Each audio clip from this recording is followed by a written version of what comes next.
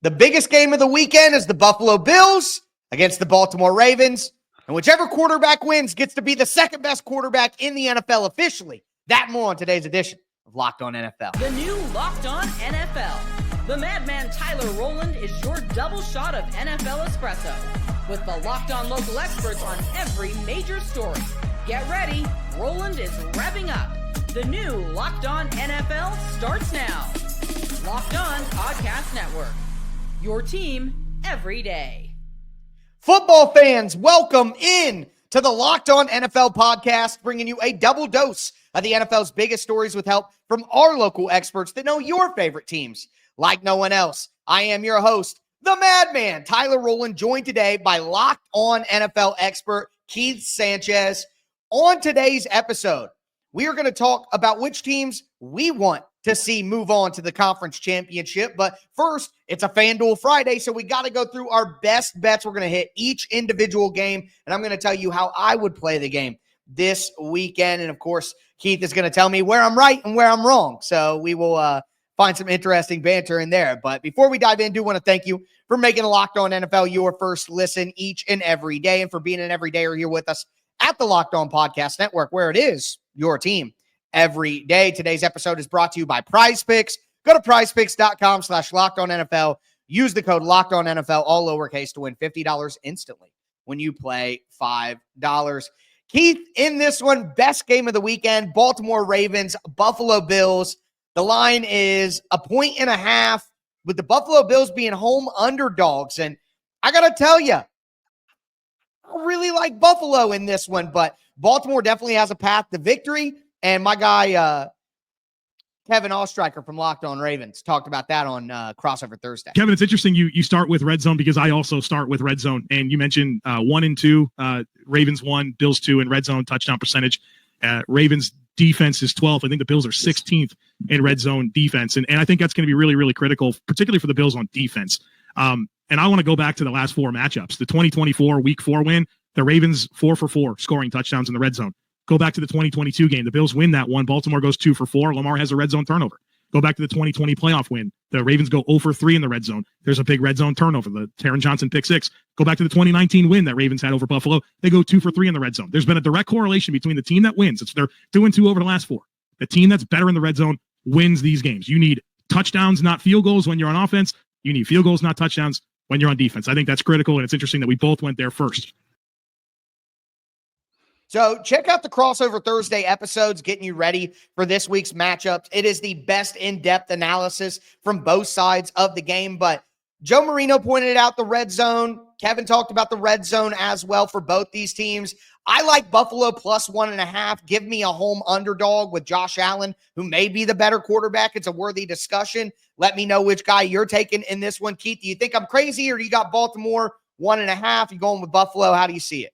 Oh, man, this is so tough, right? When you look at all the different, I guess identifying the individual matchups, right, within the game outside of the quarterbacks, which makes this so tough. And I think it comes down to what version of Lamar Jackson we'll get. But I'm going to look at this. I'm going to go Buffalo in this situation. And the reason is this, that I think this Buffalo team is a lot better than what people give it credit for. And I know that it was previous to the season, right? It was like, oh, man, they lost Stephon Diggs, right? Well, I'm going to make this statement. Amari Cooper is just as good as Stephon Diggs, right? So they may have gotten a guy that Stephon Diggs got him out of the way, a guy that didn't want to be there and maybe potentially have brought down the locker room just a little bit, right? Or maybe provided a distraction, right? You bring in Amari Cooper, right? You have a Dalton Kincaid.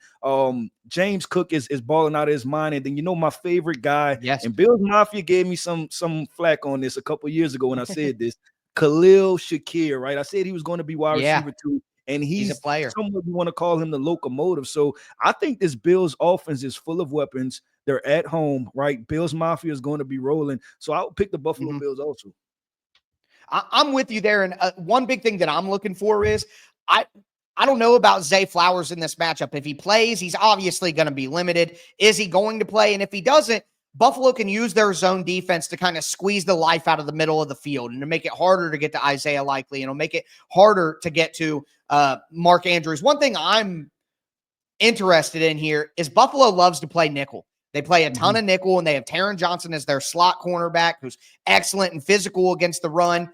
Well, Baltimore can line up in heavy personnel with multiple tight ends. That's what they like to do, and then run the ball. So what's Buffalo going to do? Who's going to bend? Who's going to break there? I'm interested in seeing that, but we're both on Buffalo plus 1.5 in that one. Moving to the next game, want to stay in the the AFC. We got the Houston Texans, 8.5-point underdogs at the Kansas City Chiefs.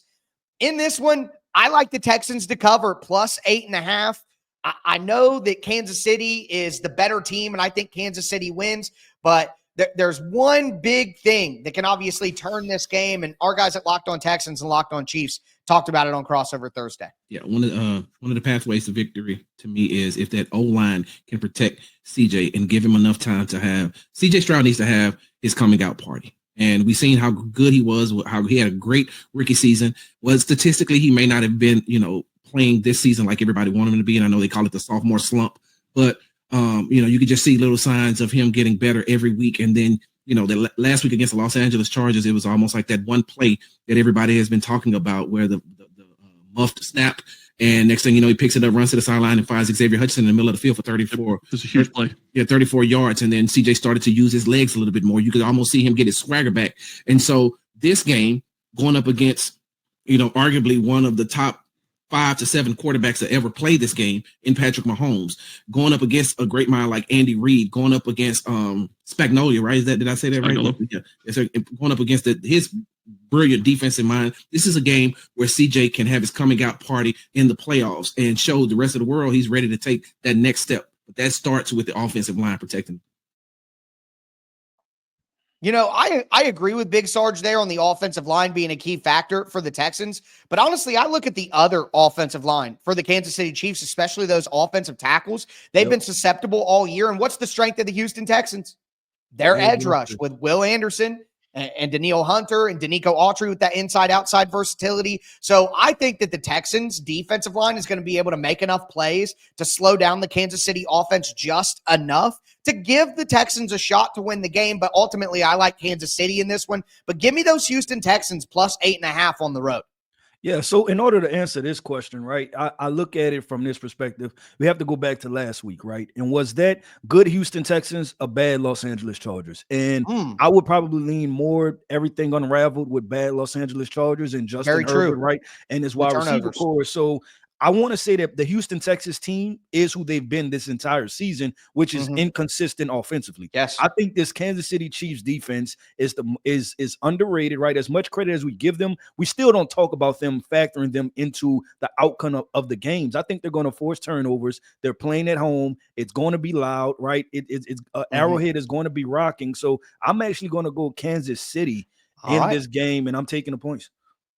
Yeah, if we did like a confidence ranking on all of my picks for this weekend, I would definitely say that that one isn't quite as high as maybe some other options are with the spread. But I don't know, man, something about it. Kansas City's been very inconsistent this year as well. 100%. So I think those defensive ends create, 1 or 2 turnovers, short fields, just enough to make Kansas City be in it and make it be interesting. But I feel you on the environment. And I also, back to what Big Sarge was saying, I don't think it's arguably that Patrick Mahomes is top 5 to 7 quarterback. No. I think Patrick Mahomes is clearly a top 5 quarterback of all time, so we don't need to argue about it anymore. But with that being said, we will head over to the NFC. We got some great matchups there. And I think talking about coming out parties, it's time for Jayden Daniels.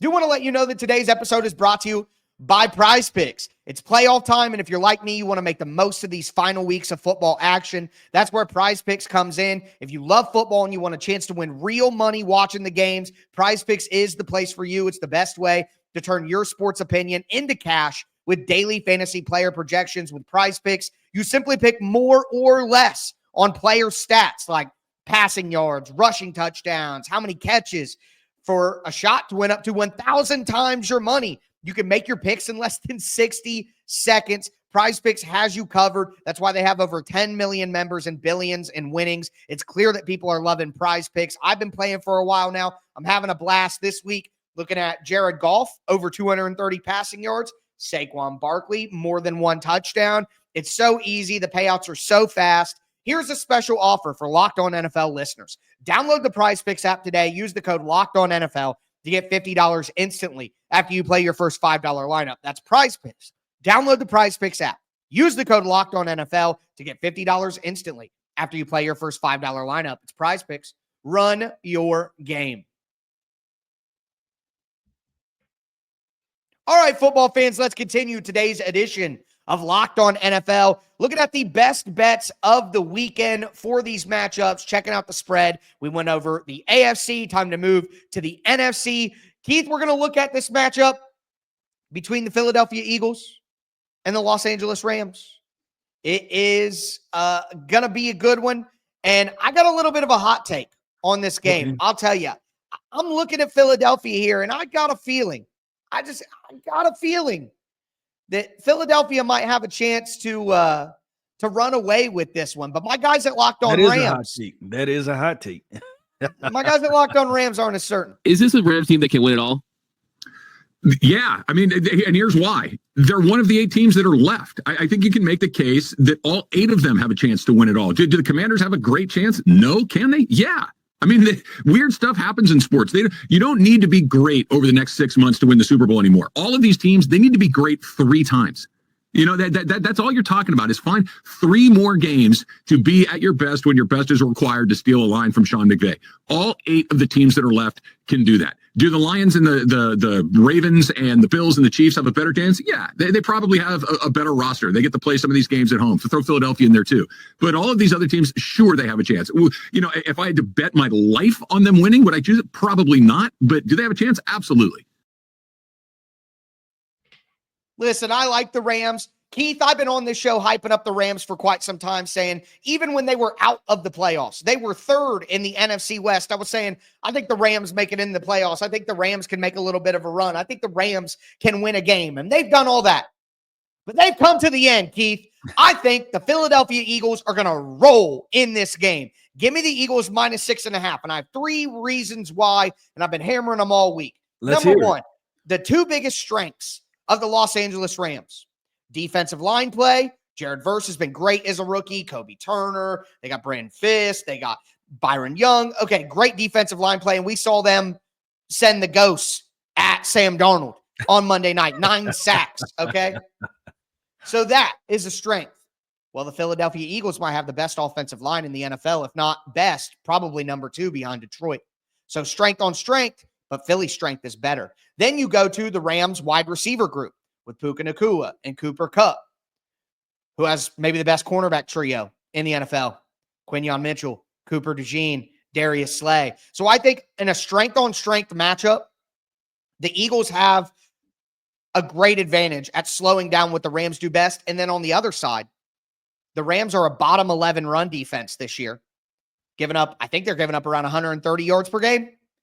And the Philadelphia Eagles, well, they run the ball pretty well with Saquon Barkley. So there's 2 strengths of the Rams that I think are neutralized by the Eagles, and there is a major strength of the Eagles that goes against a weakness for the Rams. Give me the Eagles minus 6.5 in this one. I think they win by 10 or more.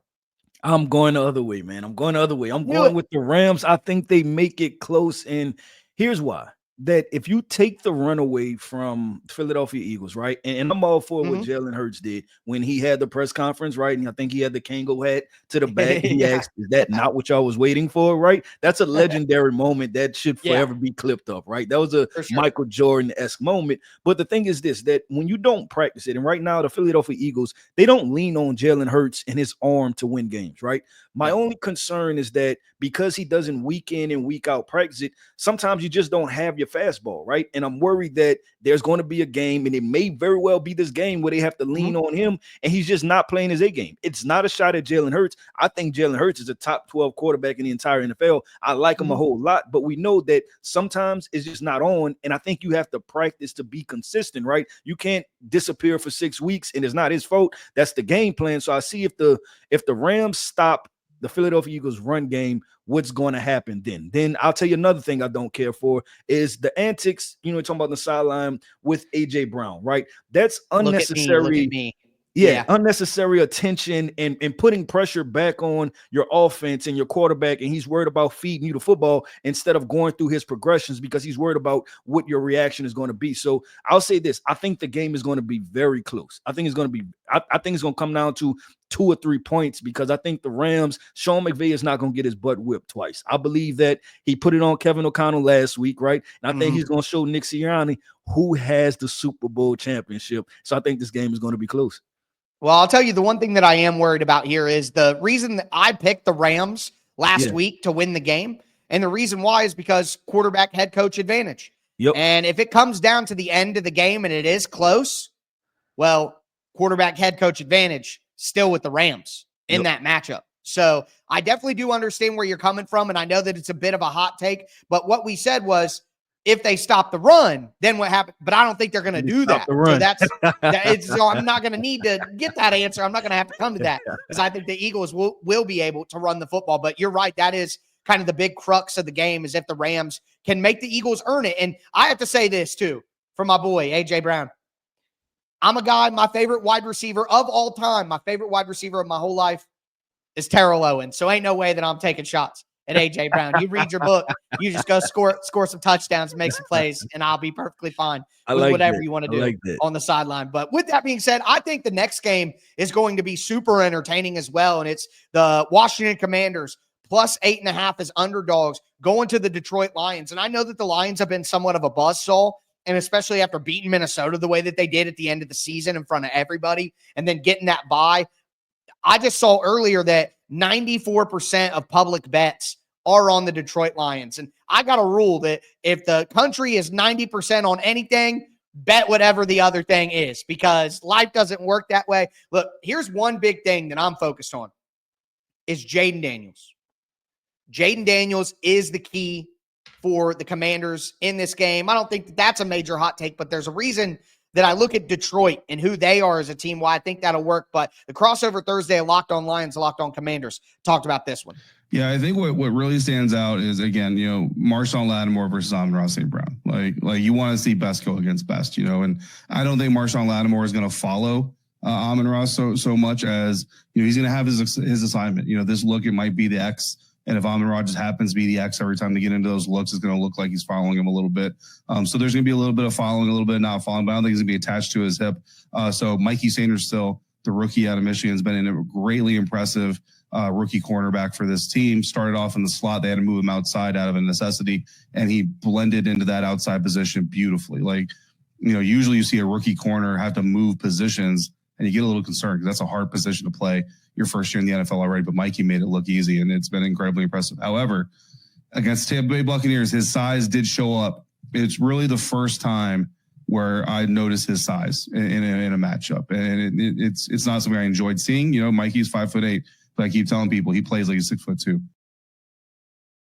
Well, listen, I like Mikey Sanders as well, but I don't think there is a receiver on the Lions that is going to challenge him from a physicality size standpoint. Amon-Ra St. Brown isn't a large figure. Jamison Williams is a speed guy who doesn't really – it's not like he's plays with incredible physicality. I mean, Tim Patrick, good player, but at this stage, is he going to overwhelm Sanistril physically? I don't think so. Where I want to focus is on the other side of the ball because the Detroit Lions have struggled against mobile quarterbacks all season long. And here's the thing. They haven't really even played that many great mobile quarterbacks. The best 3 quarterbacks they played this year in mobility are Kyler Murray, Anthony Richardson, and Josh Allen. But the Lions, despite not playing a ton of mobile quarterbacks, have given up the 4th most rushing yards to quarterbacks this season. All right, Josh Allen, 50 yards, 2 rushing touchdowns. Kyler Murray, 45 yards. Anthony Richardson, 60 yards. I think Jayden Daniels uses his legs here to hurt the Detroit Lions when they crank up the pressure and try to blitz him. He makes them pay for it. I like the Commanders and the points plus 8.5 against the Lions. I think it's like 31-23, something like that. It'll be right on the edge. But give me a late garbage time touchdown from Jayden Daniels, who ultimately is the story coming out of the game is, wow, Jayden Daniels might be the best quarterback in the NFC. I like that. But I'm going to go the other way. I'm going Detroit. And it's twofold. First of all, I think every time we underestimate this Detroit Lions team, they come out rolling, right? And they show us that they're the real deal. That did like football means more than just football to them, right? It's a way of life. Everybody from the general manager, the owner, all the way to the people picking up the stands after the game, right? They're all bought into the Lions way and biting kneecaps, right? So I think they're going to come out rolling just like that. Was that Sunday night or Monday night when they played the Vikings and we thought it'd be a close game and they were all over the place. So that's the first thing. I'm buying into the Lions culture. The second thing is this: the Commanders are above average football team. I don't think they've reached the level of good yet. I think there's a threshold of talent that they're not meeting with the rest of these NFL teams. And what I predict is I think Jayden Daniels is going to get him. I think he can put up 23 to 26 points. I think the problem becomes is when this Detroit Lions offense is rolling, they can score 40. And that's potentially what I see coming from this game, it being a 39 to 26 type of football game. No, you're 100% right. And I think we're kind of on the same page with the same. You mentioned it, like the rest of the football team for the Commanders may not be at the level some of these other rosters that they're up against. And I agree with you. And that's why it's going to be a coming out party for Jayden Daniels, because he's going to keep them in the game and make it close, even though it's clear how much better the Lions are. But he is just so special. And I think it's going to plant this little in the back of Lions fans' heads, like, man, you know, we got a great team and we're the best roster and we have great coaches, but we're about to lose Ben Johnson. And is Jared Goff really good enough to get it done and win the title? Look at Jayden Daniels.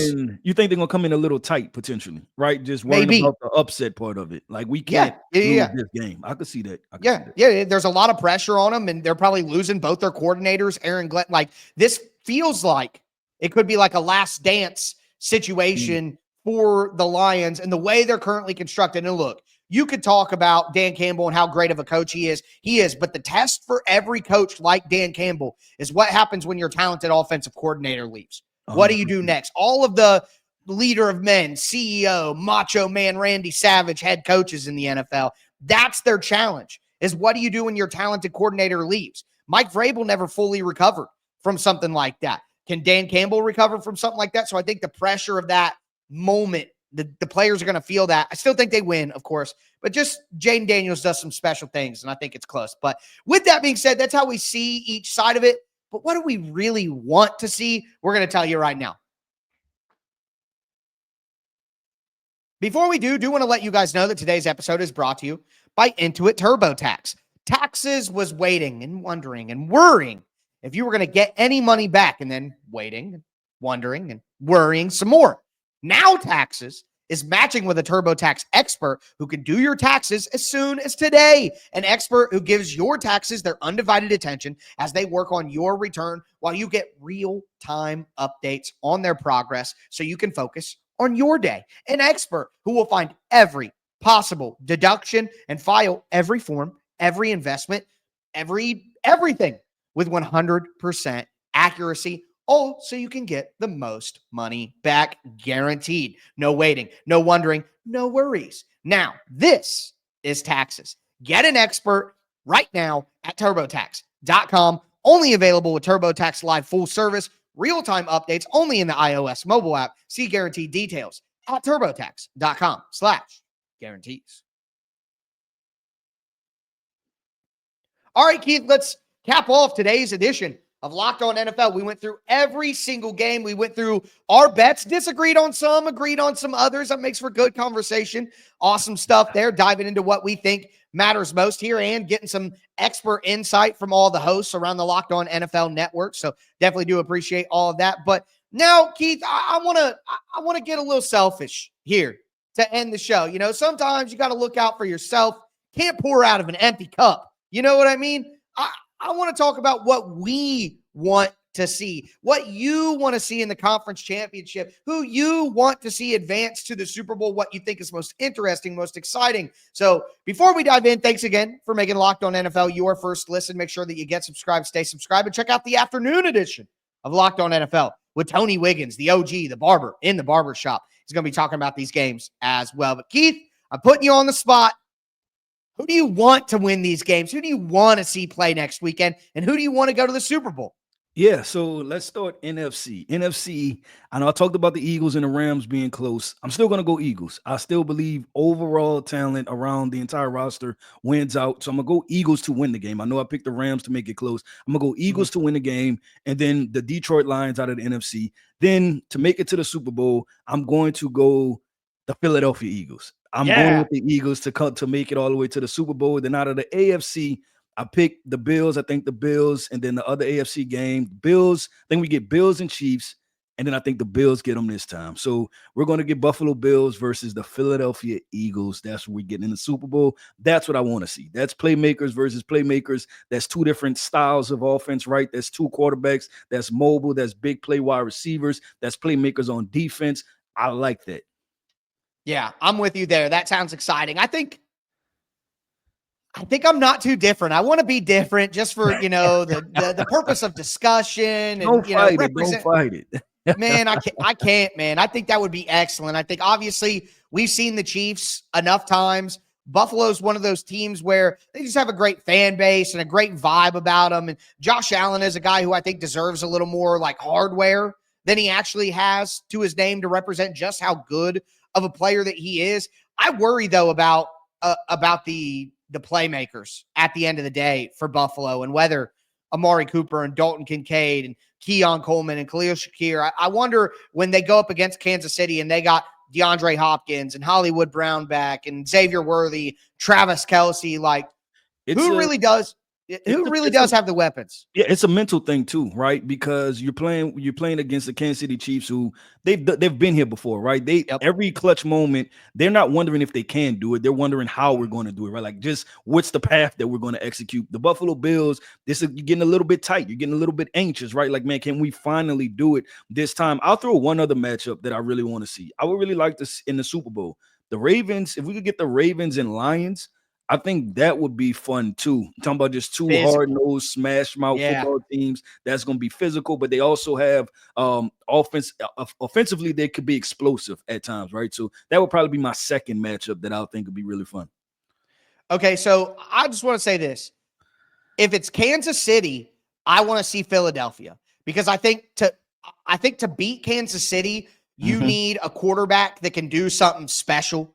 And Jalen Hurts has more special to him than Jared Goff, even if Goff is more consistent. You know what I mean? Yeah, 100%. So if Jalen Hurts wears the backwards Kango hat and goes out there and plays like that, then he can do special things. And I think you got to have special to beat Kansas City at this point, not only because they're a good team, but because of that mental aspect, which has to affect people. And I think that A.J. Brown and, Darius Slay, like the Eagles have dogs. They just have dogs who can make big plays, and they're inconsistent, and you don't know if you're going to get the best Eagles or they're going to fight on the sideline as the coach flipping off the fans. Like, you don't know what – but if you catch the Eagles on their best day, they have enough special to knock off Kansas City. But on the flip side, if it's Buffalo, I want to see Detroit because I feel like what's made Buffalo special this year is their physicality. Like, this is the best O-line Josh Allen's had, the best run game Josh Allen's had behind him, even if his perimeter weapons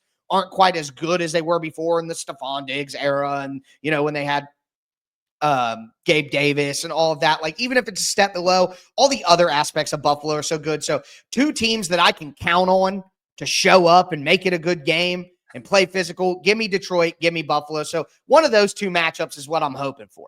Yeah, I like that. And if I have to pick a Super Bowl champion, right? If I'm going all the way to it, I'm picking the Philadelphia Eagles. I think they get it done. And I'll say this, that I respect general managers who just decide to go all in because how many, if we flash back to a couple years ago, Tyler, how many teams had an opportunity just to trade away a second round pick or maybe a late first to acquire Saquon Barkley and everybody said we want no parts of it, right? Nope. The Philadelphia Eagles went all in. They said, we're trying to win a Super Bowl. It's kind of very similar to what the Los Angeles Rams did. And then how many people say the Rams would suck? But guess what? The Rams in the divisional round of the playoffs. And so maybe you need to rethink team construction once you get to a certain point that maybe your team should go all in and worry about winning today instead of worry about tomorrow.